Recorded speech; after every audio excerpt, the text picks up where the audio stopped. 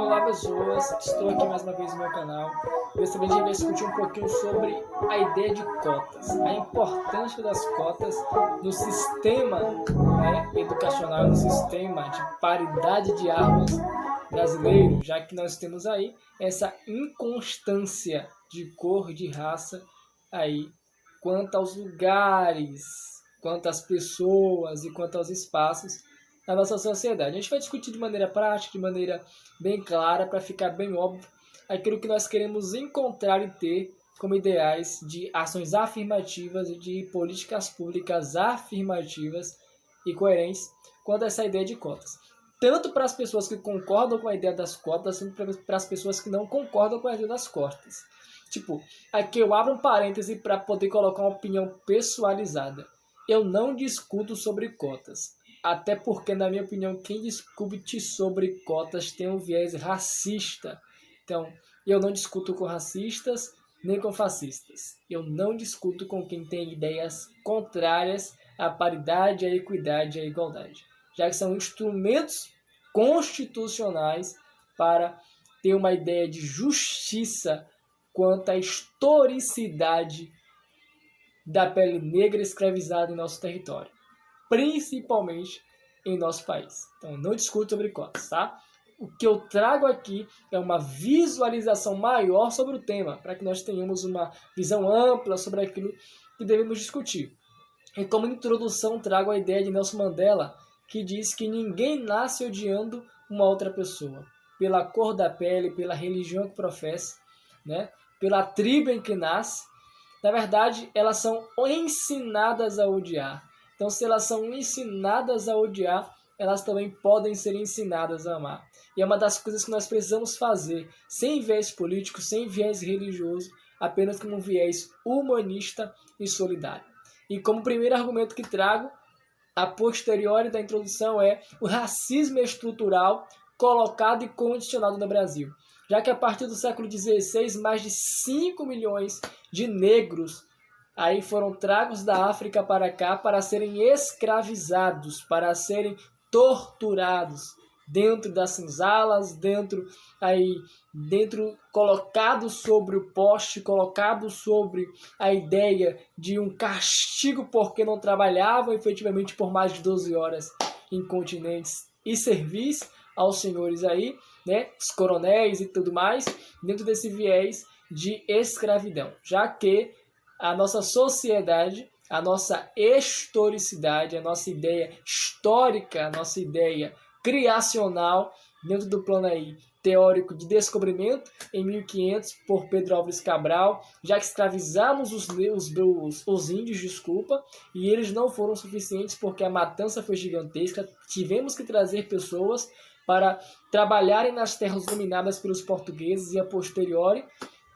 continuou a escravidão mesmo pós-independência e muito mais aí, diga-se de passagem. Então a gente tem essa ideia de escravidão generalizada e mesmo após a abolição da escravidão em 1888, mesmo depois dessa carta de alforria, dessa liberdade para os negros, temos ainda um viés de um racismo estrutural no Brasil. Racismo estrutural esse que se desenvolve a partir do momento que nós não temos a ideia de que, por mais que sejamos 53% da população do Brasil, por mais que a classe, por mais que as pessoas negras sejam maiorias, elas não são e elas não pertencem aos lugares de destaque na nossa sociedade. Nós não temos um presidente negro, nós não temos a maioria aí no Congresso Nacional de Negros, nós não temos a maioria, muito pelo contrário, nenhum ministro negro no STF, nenhum dos três poderes, nós temos uma grande representatividade da pele negra, nós não temos aí a maioria de promotores negros, nós não temos a maioria de juízes negros, nós não temos aí os chefes de empresas, os chefes de... ainda que dentro da ideia liberal e não pública, pessoas negras tomando e direcionando com iniciativas como deveriam ser, já que nós somos a maioria, já que nós temos aí essa independência. Logo, temos a maioria dos negros no presídio, logo, nós temos a maioria dos negros nas favelas, logo, nós temos a maioria dos negros dentro do viés de subalternos e com salários inferiores, segundo o próprio IBGE. Então, não existe essa lógica de a importância das cotas somente para um viés antropocêntrico, a importância das cotas para a desestruturação de um racismo estrutural criado aí desde a escravidão. Ou seja, essa importância das cotas, esse primeiro argumento, se desenvolve a partir da ideia de que precisamos ter uma política afirmativa de engajamento. E a cota e as cotas são essas políticas, mesmo para os brancos, mesmo para os negros, mesmo para os indígenas. Para os brancos, para que tenhamos igualdade e equidade justamente a eles, né? Já que eles estão em um viés aí muito mais ascendente. Seria óbvio? Talvez. Mas vamos lá. Digo óbvio porque isso é visível, né? A gente vê isso todos os dias. É algo que está palatável, mas não está engolível, não está aí passível de passar pelo nosso sistema de digestão. Nós não estamos mais admitindo isso, né? O nosso segundo argumento está dentro da ideia justamente de que não existe meritocracia. Não existe meritocracia quando existe o império de uma única cor. Não existe meritocracia quando existe a hegemonia de uma cor sobre a outra.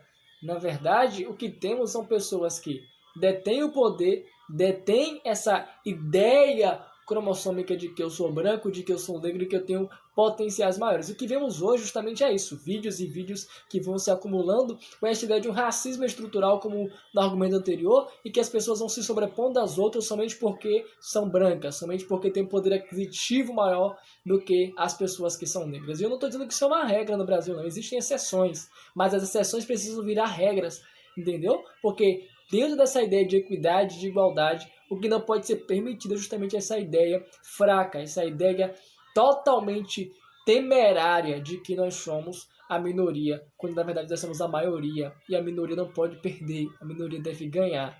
E não estou dizendo isso para que haja uma revolução de matança ou de misoginia de uma única raça. Eu estou dizendo que nós precisamos ocupar os lugares que devemos e queremos ocupar, porque precisamos e porque somos também pessoas dignas de direitos e de deveres, principalmente quanto à equidade, né? E um terceiro argumento que trago é justamente dentro dessa ideia das cotas como essa função de igualdade e de equidade. Porque diga-se de passagem, equidade é para dar a cada um o que é seu. Pela lógica, o Brasil é nosso.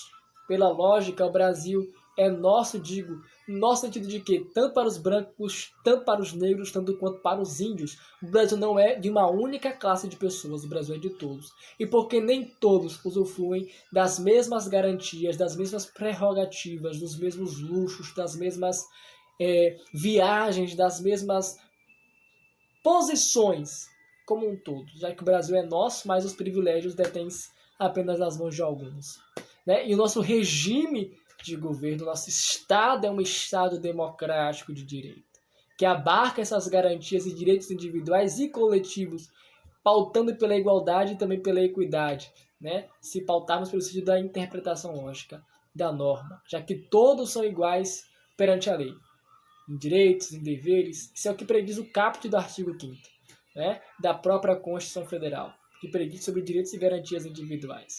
Então, pautando nesse sentido, temos que essa igualdade também predita aí pelo Estatuto da Igualdade Racial, que já está aí em vigor em nosso sistema, em nosso ordenamento jurídico, que prediz sobre a igualdade racial. Então não tem por que dizermos de que as cotas não têm importância ou relevância. Tem-se importância e tem-se relevância.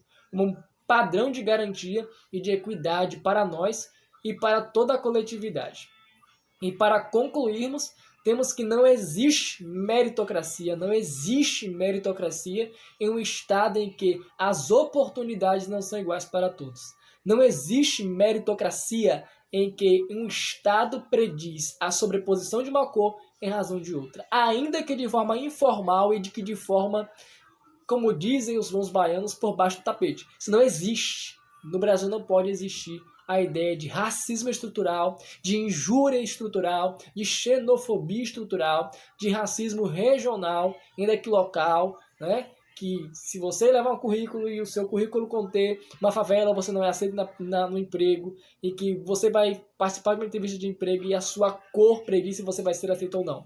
A meritocracia não existe em um país de desigualdades. O que existe é injustiça, é racismo, é injúria. Isso não pode ser aceito. Isso não pode ser comparado dentro da ideia de um Estado democrático de direito, reitero, que é o nosso país, que é o caso do nosso regime aí de governo. Então, é dentro dessa ideia, dentro dessa perspectiva que trago, que nós precisamos entender que a cota é importante, que as cotas são importantes, tanto para os negros, tanto quanto para os indígenas, ainda que meu viés seja voltado exclusivamente para os negros nesse vídeo. É importante ressaltar que também para os indígenas tem sua importância e tem assim a sua necessidade. Fecho dizendo que todos nós precisamos encontrar o nosso lugar ao sol. E no caso dos negros, ainda estamos tentando pegar o ônibus para esse paraíso solar, né? Então a gente não chegou nem lá para poder botar a cadeirinha e ter o lugar ao sol. Nós estamos ainda pegando ônibus, porque os carros estão todos ocupados em direção a esse sistema, em direção a esse lugar ao sol pelos negros e pelos mais favorecidos. Deixo aqui a minha indignação. Espero que você tenha gostado. Não deixe de se inscrever, não deixe de deixar o seu like, de compartilhar e de me ajudar aí para propagar conhecimento. O tema do meu próximo vídeo vai ser sobre um resumo sobre o governo Bolsonaro e as suas peculiaridades positivas e a posterior essas peculiaridades negativas. E vamos que vamos em vídeos interativos e com viés da sociedade e coletividade ser abarcada pela igualdade e pela moralidade. Tamo junto. Segue lá.